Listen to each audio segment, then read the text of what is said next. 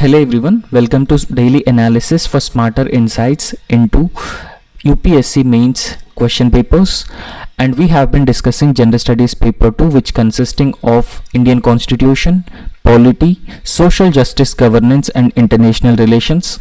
In today's session, we have some important questions which were already asked in mains examination. So one by one, we'll be discussing and understanding the themes and the structuring of these questions which were asked by UPSC. So the first question with which we are going to start the session is about the Collegium system in India. And remember that Collegium system in India is very important for the appointments to the higher judiciary. However, the Collegium system is also very often criticized. Now, in this context, to critically analyze or critically examine the advantages and disadvantages of the Collegium system of appointment of the judges of the Supreme Court of India and that of the USA. Now, in the introduction of this answer, you need to briefly introduce the Collegium system. The Collegium system in India deals with the appointment of the judges to the higher judiciary, both the Supreme Court and High Courts in India. However, in the body part of the answer, what you need to write? So first of all, you need to talk about the evolution of the Collegium system in India, and after writing evolution of the Collegium system, then you need to mention about the Collegium system and how it functions in India and how it functions in USA, and then finally you need to write a conclusion for this answer as well. The conclusion should be, yes, it is true that the Collegium system in India is criticized, but there is a need for reforming the Collegium system, because judges appointing judges as a practice, so there is no transparency and accountability in this particular system of appointing judges. So therefore, there is a need to reform the process of appointing the judges. And as I have already told you that in the introduction of this particular question, so firstly you need to introduce what is the Collegium system in India. And in fact, when we talk about the judiciary, independence of the judiciary is the cornerstone, or it is also the basic structure. It is also part of the basic structure of the constitution. So therefore, the independence of the judiciary is the cornerstone of Indian constitution. Indian constitution itself provided for the independence of the Indian judiciary, right? So therefore, the independence of Indian judiciary is provided by the Indian constitution. So therefore, it ensured by the provisions related to the appointment of judges and tenure of the judges. However, in India, judges of the Supreme Court are appointed by the Collegium system, not just Supreme Court, but also the judges of the High Court are also appointed by the Collegium system. However, in India, the Collegium system has been evolved through number of judgments of the Supreme Court, right? So this Collegium system has evolved over a period of time. However, in contrast, USA follows a more political and transparent process involving executive and the Senate as well. However, the problem with India and Indian judiciary and its appointments, there is no transparent process of appointing judges, because in India judges are appointed by the judges and there is no executive involvement in the appointment of judges, and there is no involvement of the legislature as well. So you can see a contrast between Indian way of appointing judges and USA's way of appointing judges, because in USA there is a clear involvement of executive and the Senate. But in India, there is no involvement of the executive on a large scale and also the legislature as well. Right? So the judiciary has been giving the reason that it protects the independence of judiciary when judges appoint the judges. But it lacks transparency and it also lacks the accountability of the judiciary as well. Now let's understand the body part of the answer. Again, in the body part of the answer, you need to divide the answer into component parts. And in the first part of the answer, you need to talk about the evolution of Collegium system in India. Now, as I've already told you, what is Collegium system? So Collegium system actually means the system or the process where judges are being appointed by the judges, and this is known as the collegium system. So in fact, if we talk about the evolution of the collegium system in India, firstly we need to talk about the constitutional provisions. In India, Article 124 Clause 2, 124 Clause 2, right? So this 124 Clause 2 says that the President appoint the judges of the Supreme Court after consultation with such judges as deemed necessary. Right, so this is the provision which has been included in the Indian Constitution by the constitutional framers for the appointment of judges to the higher judiciary, particularly to the Supreme Court. Originally, the executive had the primacy when it comes to appointing judges to the higher judiciary. But over a period of time, through the collegium system, the judiciary taken over the primacy when it comes to appointing judges to the higher judiciary. Now, in fact, in India, this collegium system has evolved over a period of time through a number of judgments of the Supreme Court. Now, the first landmark judgment which has led to the foundation of the collegium system in India is the first judges case of 1981. And this first judges case 1981 is also known as SP Gupta versus Union of India case. So this is a very famous case because this case has laid the foundations for the collegium system in India, and in turn this collegium system deals with the appointment of judges to the higher judiciary. Now, in this first judges case of 1981, the Supreme Court held that consultation does not mean concurrence. Right, so in Article 124 Clause 2 we talked about this.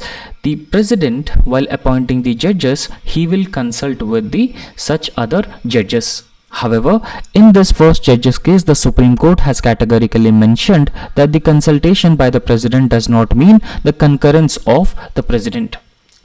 So therefore, it gives the primacy to the executive over the judiciary while appointing judges to the higher judiciary.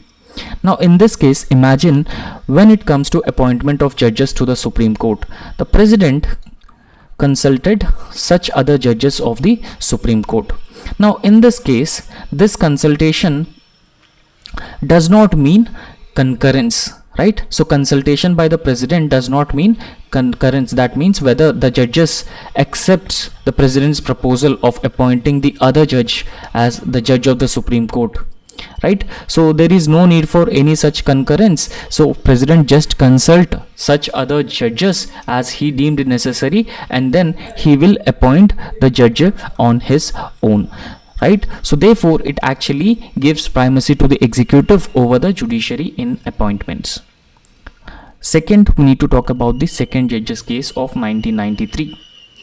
Now, in second judges case 1993, this case is also known as Supreme Court Advocates on Record Association versus Union of India case. Now, in fact, in this particular case, the Supreme Court has overruled the first judges case. Right, so in the first judges case, the Supreme Court has held that consultation does not mean the concurrence, but in second judges case of 1993, the Supreme Court has overruled this judgment. And in this particular judgment, the Supreme Court has held or introduced the collegium system, and this collegium system gives primacy to the Chief Justice of India and senior most judges.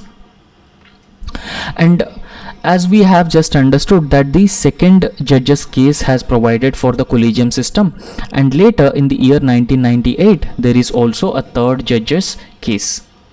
So this case with respect to the presidential reference.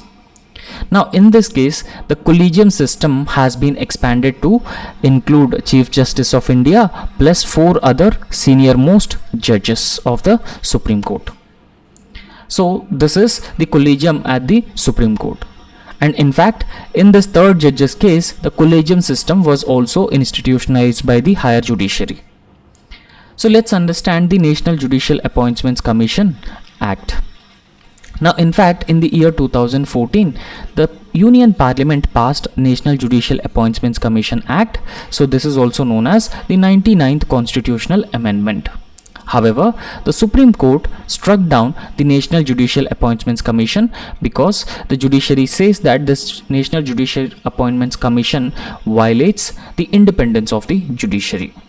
And in fact, the National Judicial Appointments Commission, like the American way of appointing judges, there will be the involvement of the executive, and there will also be the involvement of the legislature as well. Now, as of now, the procedure of appointing judges through the collegium system is there will be no involvement of the legislature and the executive. Only judges are being appointed by the judges themselves, right? And this system is known as the collegium system. However, the National Judicial Appointments Commission that was brought through the 99th Constitutional Amendment Act by the Parliament, so it has also involved the executive plus the legislature as well when it comes to appointing the judges to the higher judiciary. However, the Supreme Court struck down the National Judicial Appointments Commission or the 99th Constitutional Amendment Act, because the Supreme Court says that when you bring in the executive and the legislature, it violates the independence of the judiciary when it comes to appointment of the judges. So therefore, the Supreme Court has declared it as unconstitutional, citing violation of the judicial independence. So I hope it is clear for you. Now let's understand the advantages of Indian collegium system. So what are the advantages of Indian collegium system? Now in fact, the big advantage of Indian collegium system is that it ensures the independence of the higher judiciary in India, because there will be no interference of the executive and no interference of the legislature in the appointment of judges to the higher judiciary, and this is in line with the strict separation of powers between the different organs of the government, executive, legislature and judiciary. And in fact, so this is also said that it is important to ensure the balance of power between the different organs of the government. Secondly, peer evaluation is also another biggest advantage of the collegium system in India. Now in fact, the judges are best suited to assess the legal acumen and integrity of the other judges. So therefore, in the collegium system, the judges are being appointed by the judges themselves. So therefore, the other judges can actually assess the legal acumen and integrity of the existing judges, and therefore it is believed that it will also promotes merit-based selection. And then there will be a continuity and stability in the collegium system as well, because the collegium system is insulated from the political changes. Even if there is a change in the government, so the collegium system will continue to function, and therefore it also ensures the long-term judicial consistency as well. So this will be another biggest advantage of the collegium system, because imagine if there is a National Judicial Appointments Commission or any other procedure for the appointment of judges which involves the executive, which also involves the legislature. Now in this case, imagine if there is no political stability. So if there is a no political stability, or for example, imagine that the political changes have been frequently taking place.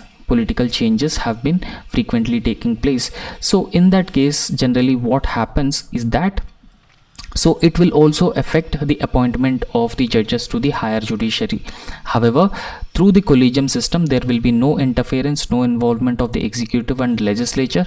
So therefore, in that case, generally what happens that the higher judiciary will continue function without any disruption, interruptions, and there will be a stability and a long-term judicial consistency as well.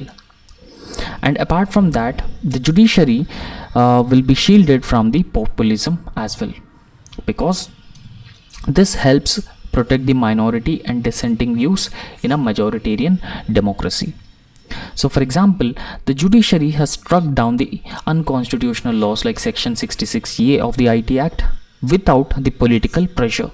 So therefore, it has been showcasing its independence, judiciary's independence, right? So next we'll understand the disadvantages of the Indian collegium system, because it is also having some disadvantages as well. The first major disadvantage is there is lack of transparency. So this is one of the major criticism that is leveled against the collegium system in India, because If we talk about the collegium system, so there is no formal procedure and there is no specific criteria for the selection of judges to the higher judiciary, and this is one of the key issue that the collegium system has been facing, right? So in fact, once the judges are being appointed to the higher judiciary, so there will be no reasoning, no details about the judges. So this is also another major problem that is existing with the collegium system. For example, the non-appointment of the Justice K.M. Joseph, despite the collegium recommendation, has raised several concerns, right? So therefore, there is no transparency in the appointment of the judges, right? So no transparency in the appointment of the judges to the higher judiciary, and this is the major problem which is existing. Secondly, there is no accountability as well. There is lack of accountability and transparency when it comes to the functioning of the higher judiciary, because collegium system is not an accountable body. That means it is not answerable to anybody, right? So it is not answerable to anybody. And apart from that, the appointments are often seen as opaque or driven by the personal preferences. And in fact, the appointments made by the judges through the collegium system, so it also reveals that there is no social representation. There is no social representation in the judiciary.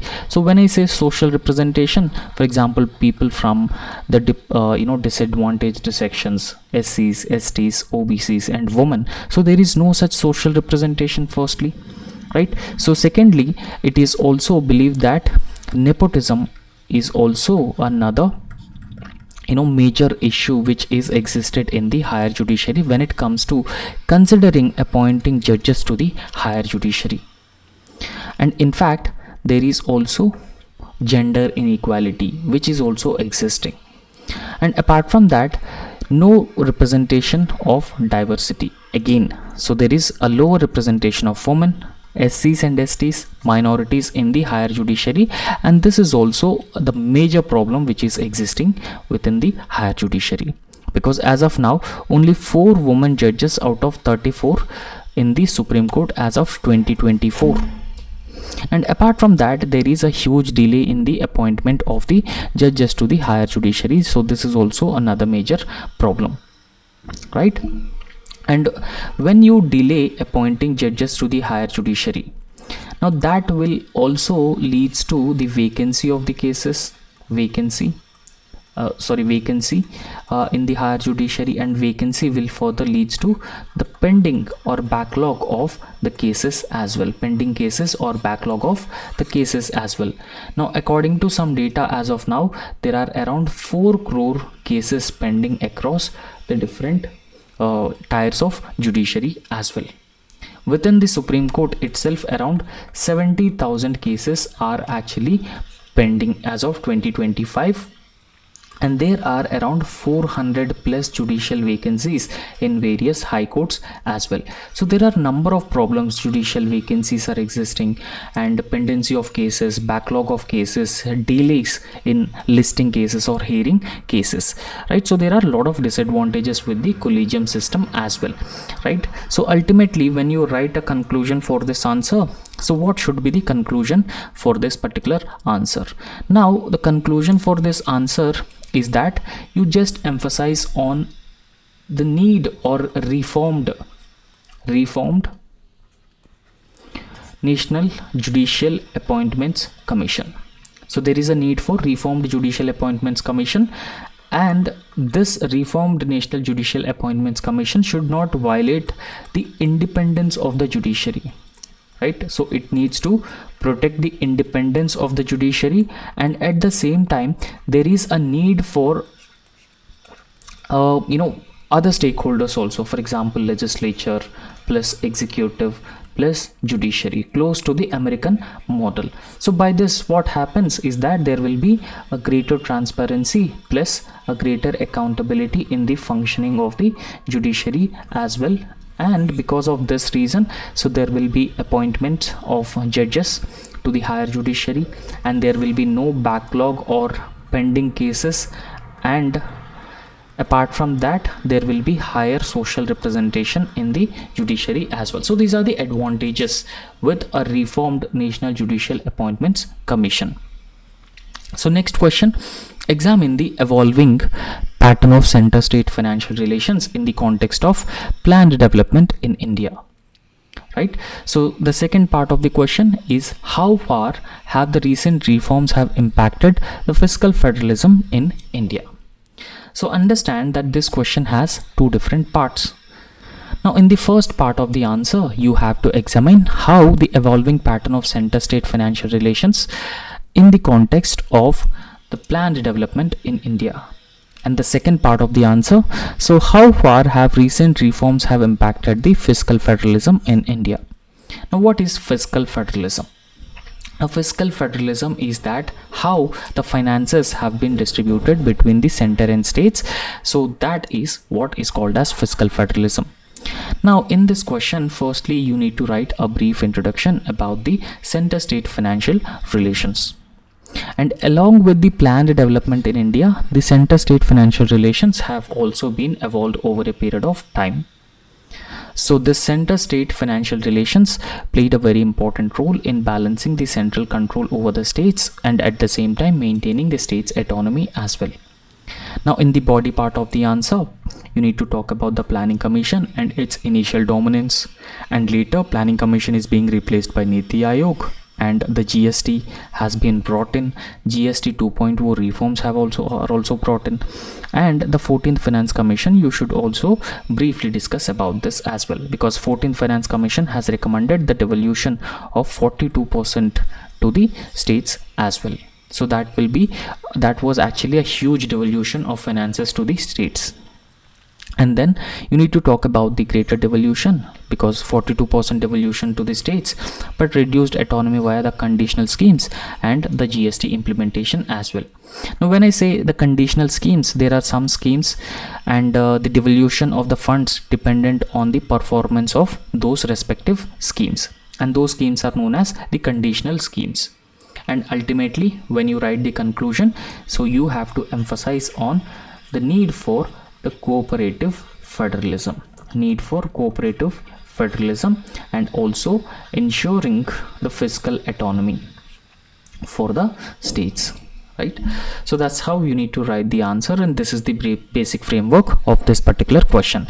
Now in the introduction of this particular question, what you need to write, so initially Indian Constitution has provided for the quasi-federal structure. Now what exactly is this quasi-federal structure? Now in fact, quasi-federal structure is federation with a strong center, right? So a federation with the central tendency, so which is known as the quasi-federal in nature. So quasi-federal means not truly federal, because we have the strong center. So we have the strong center in India, so therefore the constitution inherently provided for the quasi-federal structure. And apart from that, there is a clear demarcation of the legislative and financial powers between the center and states. So constitution itself has provided for this. So there will be a clear demarcation of the legislative and financial powers between the center and states. However, in fact, the financial relations between the center and states, so they have evolved significantly in the context of the planned development post 1950. However, so more recently, with economic and institutional reforms such as 14th Finance Commission, 15th Finance Commission, and the Goods and Services Tax as well, because these are some reforms which have significantly impacted the center-state financial relations. So let's understand the evolution of center-state financial relations during the planned development. So firstly, we'll talk about the initial central dominance through the Planning Commission in India. During the time of Planning Commission, so there is the central dominance of the fiscal federalism. Now, in fact, if we talk about this planning commission is not a constitutional body, and the planning commission was also controlled the plan grants, and it also used to dictate the fund flows from the center to the state governments as well. And when the planning commission was existed, states had the limited fiscal autonomy when it comes to the financial planning, and they have the limited autonomy. For example, the non-planned revenues were handled by the planning commission only, the finance commission only. And in fact, the plan assistance was also largely discretionary in nature. So let's understand the role of finance commissions in this context. Now, finance commissions played a very important role when it comes to the periodic allocation of tax revenues and grants in aid to the state governments. And in fact, the 10th Finance Commission and 12th Finance Commission.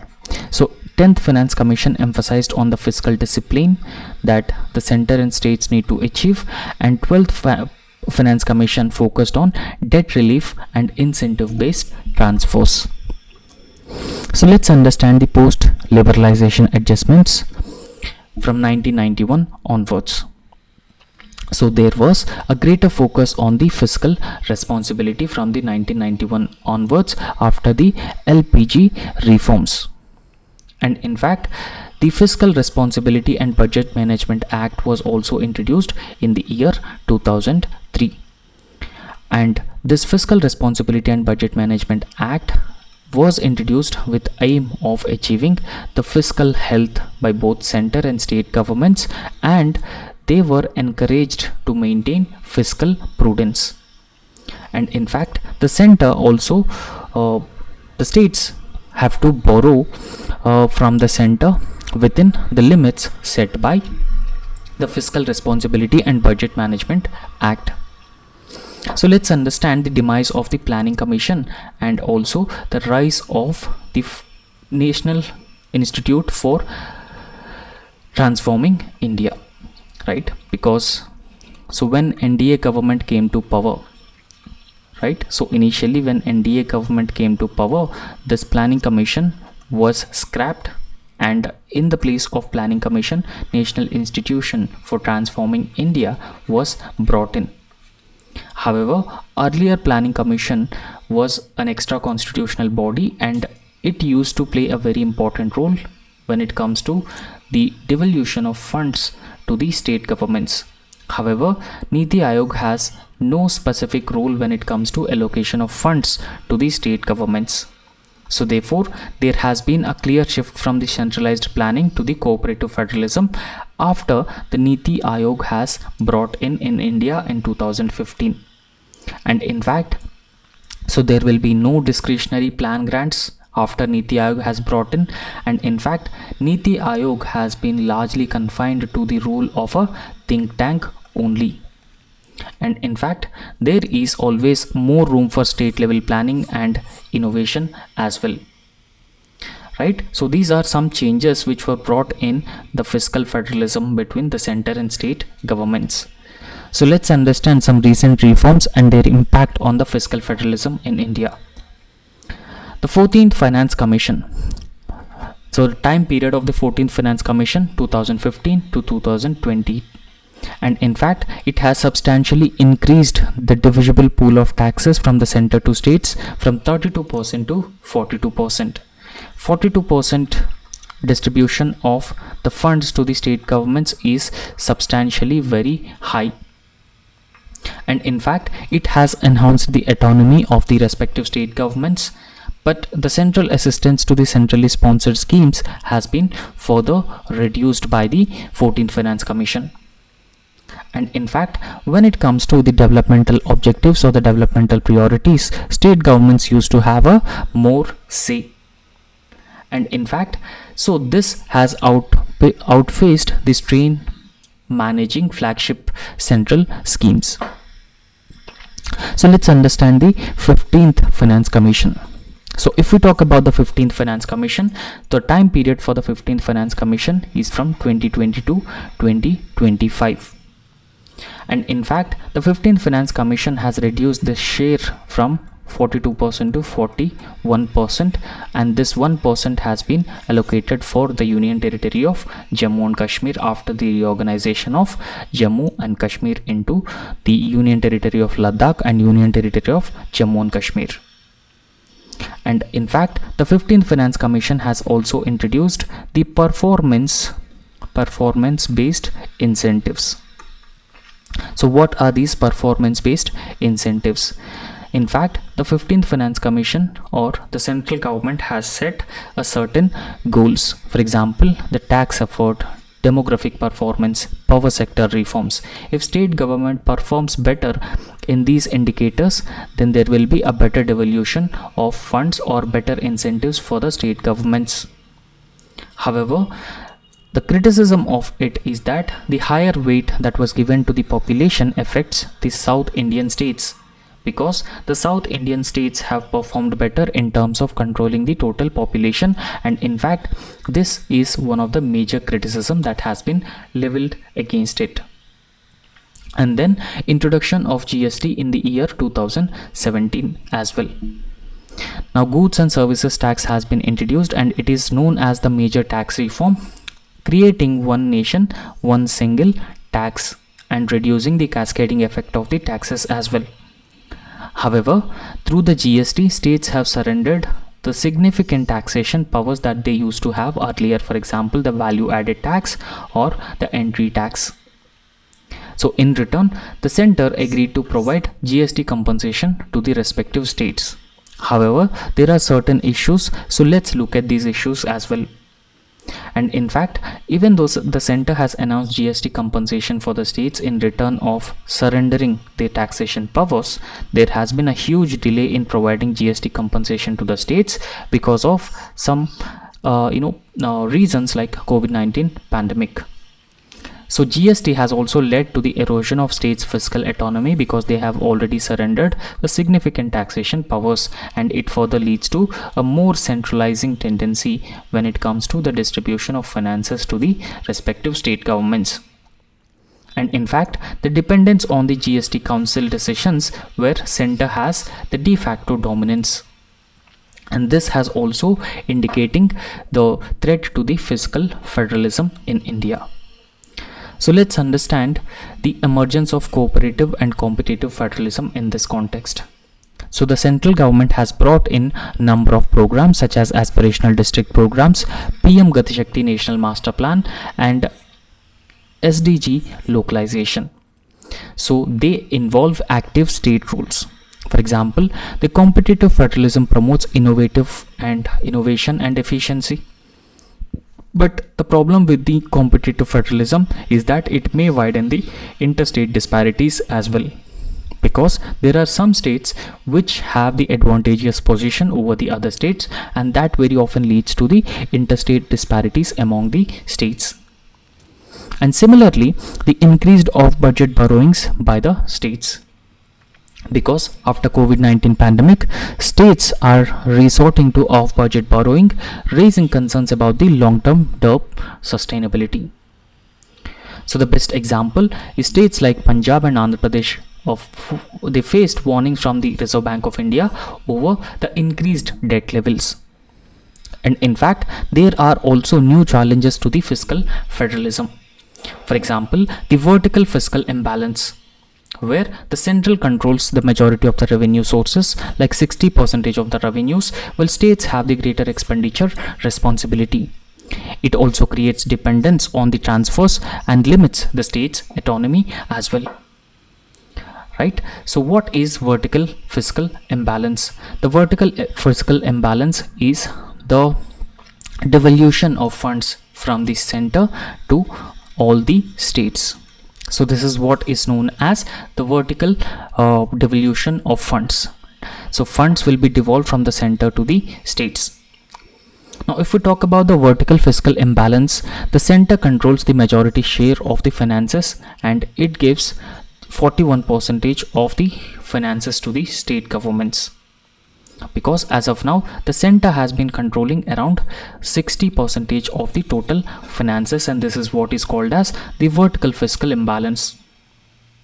right? So the center controls majority of the revenue sources, while states have greater expenditure responsibility.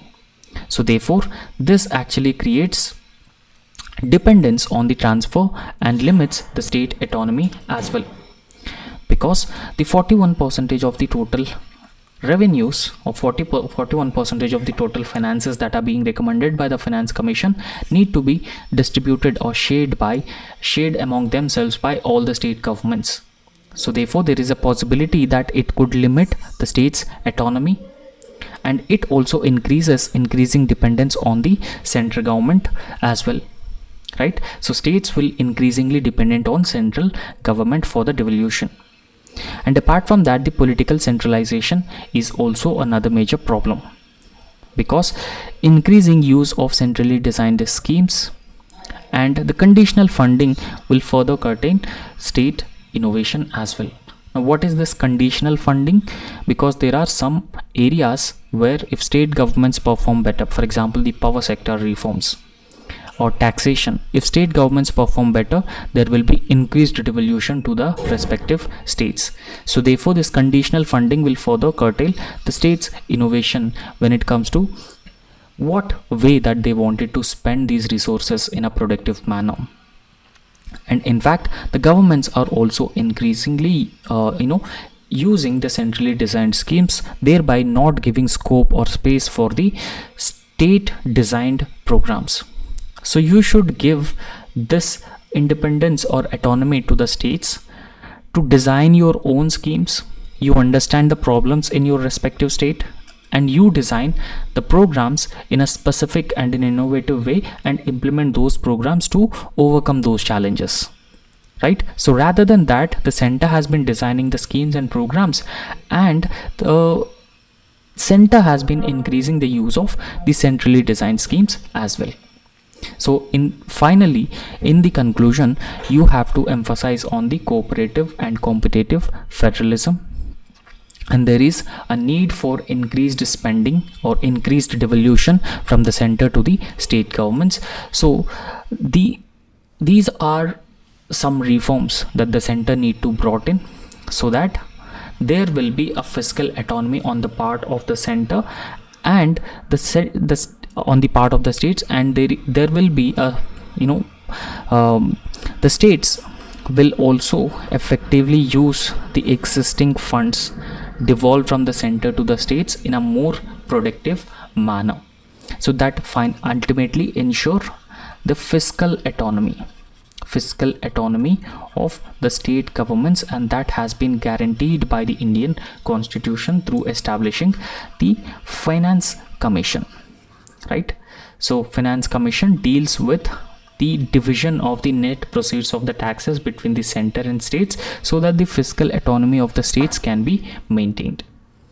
So anyway, that's all in this lecture, and thank you so much. If you like this session, please subscribe our YouTube channel and also hit the like. Thank you.